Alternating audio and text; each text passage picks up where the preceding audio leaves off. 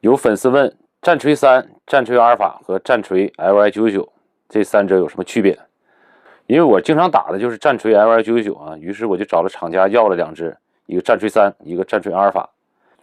我先说一下这3款板子的背景吧。战锤 LI999啊，大家都知道是施奥德的旗舰，也是队员板，这是李子锐的手板。那么这个板其实作为旗舰和普通的版本到底有什么区别？我特意问了一下厂家的工作人员，就说李子锐手里拿的这个板就是我们市场上能买到的，他就是从这里边挑出来的。旗舰板呢是一支一支做的，这个用料选材相对来说更加讲究，而普通的中端呢，你像这个阿尔法和战锤3，就属于400、500左右的这个水平，它做的时候一般是一批做8支。刚才我说这个 LI999做呢，就是一支一支做的。那如果再便宜点呢，可能选材用料就更不讲究了。那么做的时候呢，就是10多支一批一起做出来。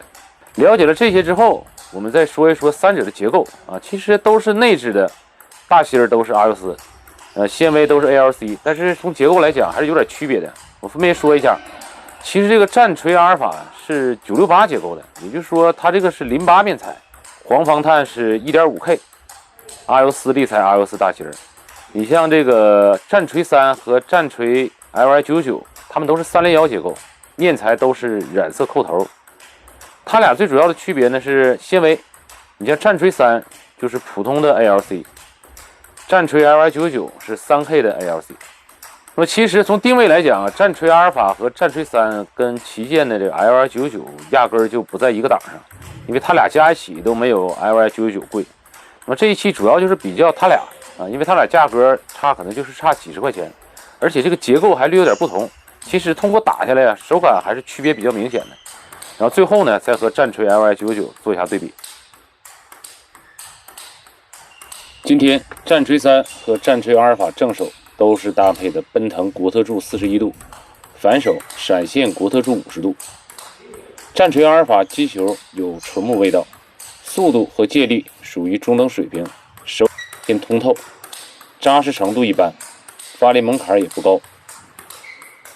战锤3的手感就是典型的内置底板的感觉，纤维味比较浓，在扎实和通透度上平衡做得不错。借力比战锤阿尔法要更好，较薄的板身让它的手感反馈不错。二者的拉球，战锤阿尔法的弧线和旋转都要更好一些，而战锤3的球速更快。从稳定性来讲，两只底板的表现都非常不错，基本上不需要适应就能获得比较高的命中率。反手的借力也是战锤3表现更好，打起来比较省力，而战锤阿尔法虽然说不上肉，但是速度并不是它的优势。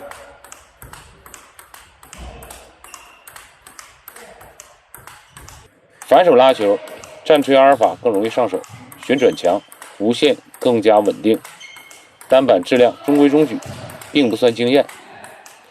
其实战锤3的弧线也并不差，命中率也很高，不过和战锤阿尔法比起来，还是更偏向一点速度。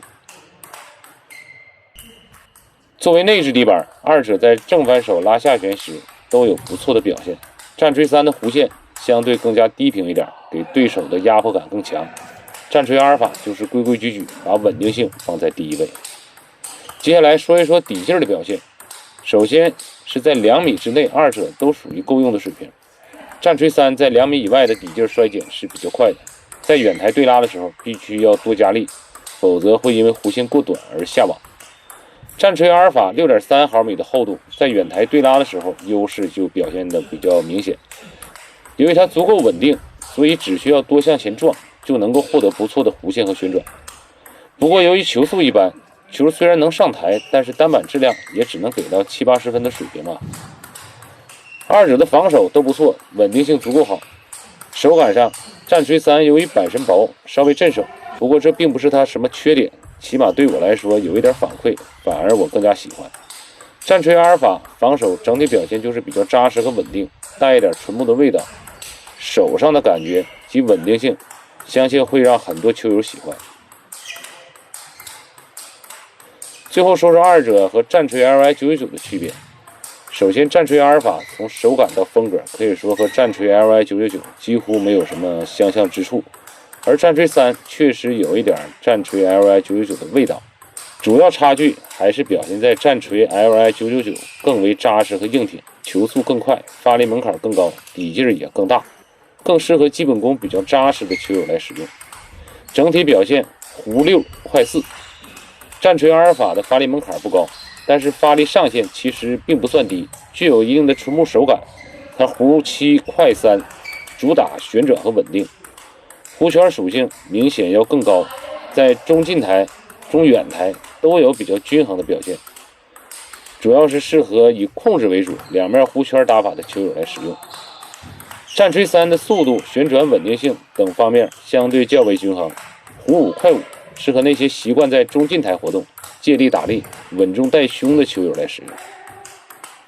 好，这就是本期的视频，感谢大家的观看，咱们下期再见。